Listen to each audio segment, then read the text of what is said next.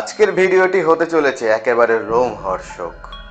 আমার আজকের ভিডিওটির টপিক কলকাতার সবথেকে ভুতুড়ে জায়গা। ভিডিওটি চালু করার আগে আমি আপনাদের অনুরোধ করব, যদি চ্যানেলটি সাবস্ক্রাইব না করা থাকে তাহলে চ্যানেলটিকে সাবস্ক্রাইব করে অবশ্যই বেল আইকনে ক্লিক করে দেবেন।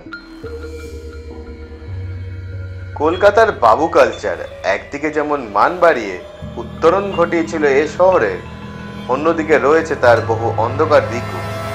ইতিহাস ঘাটলে হয়তো সেসব রহস্যের তল পাওয়া মুশকিল, কিন্তু লোকমুখে ঘুরে ফেরে অনেক গোপন কথা, বিশেষত নারী ঘটিত কেচ্ছা হত্যা মৃত্যু। কলকাতার ভুতুড়ে বাড়ি বলতেই পুতুল বাড়ির কথা মনে আসে।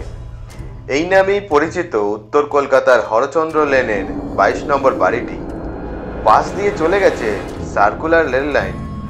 বহিরাংশের দেওয়ালের শিল্পকর্ম তাক লাগিয়ে দেবে, সঙ্গে খোলা দরজার পাশে ঝোলানো একটি বিজ্ঞপ্তিও, যাতে লেখা কঠোরভাবে প্রবেশ নিষেধ।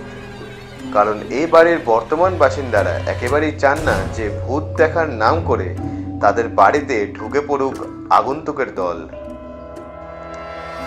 প্রসঙ্গত শোভাবাজার জেটির খুব কাছেই রয়েছে এই পুতুল বাড়ি, যা একসময় ব্যবহার করা হতো গুদামঘর হিসেবে, এবং বাড়ির উপরের দিকে বাস করত নট্য কোম্পানির লোকজন। আহিরি টোলার বিশাল রোমান স্থাপত্যের নিদর্শন এই পুতুল বাড়ি।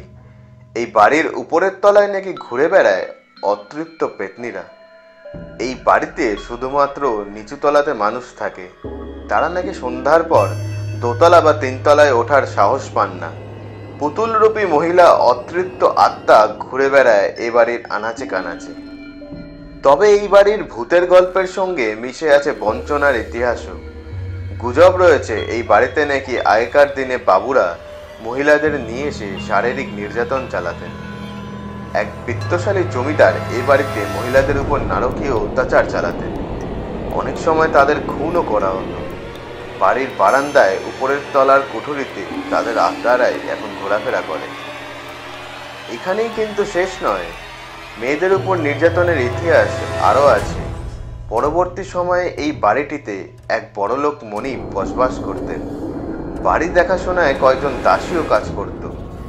মনিব দাসীদের সঙ্গে জোরপূর্বক যৌন সম্পর্ক করতেন। কিছু দাসী মনিবের এই অত্যাচারের প্রতিবাদ করায় তাদের হত্যা করা হয়। হত্যার পর বাড়ির পেছনে তাদের লাশ মাটি চাপা দেওয়া হয়।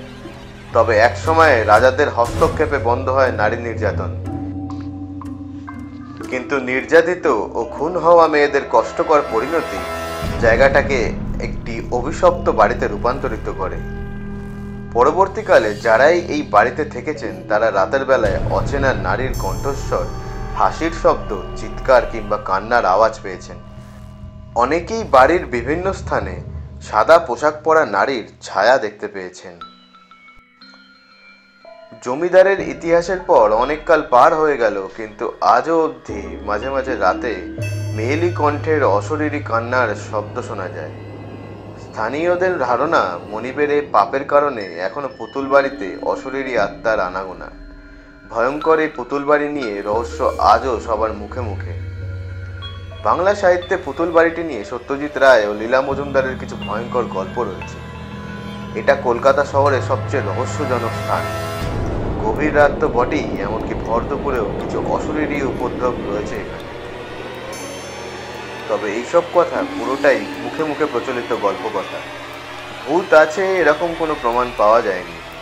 উৎসাহী ভূত প্রেমীদের উৎপাত এড়ানোর জন্য স্থানীয় প্রশাসন থেকে বাড়ির প্রবেশ মুখে একটা নোটিশ দেওয়া আছে।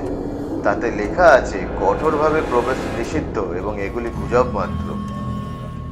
জানা যায় পুতুল বাড়ি আদতে ছিল বাংলার এক সময়ের বিখ্যাত নট্য যাত্রা কোম্পানির। পরিবারের পঞ্চম প্রজন্ম এখনো থাকেন এই বাড়ির কিছু অংশে, বাকিরা সকলেই ভাড়াটে। ফলে বাড়ির রক্ষণাবেক্ষণ করার ইচ্ছে থাকলেও হয়তো সামর্থ্যে কুলোয় না মালিক পক্ষে।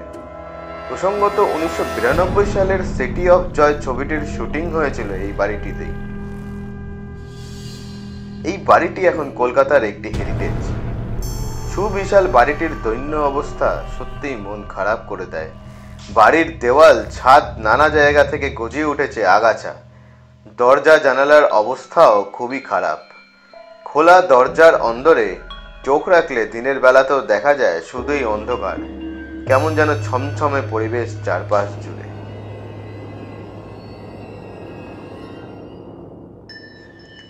ভিডিওটি ভালো লাগলে অবশ্যই শেয়ার করবেন এবং চ্যানেলটি যদি সাবস্ক্রাইব না করা থাকে তাহলে চ্যানেলটিকে সাবস্ক্রাইব করে বেল আইকনে ক্লিক করে দেবেন।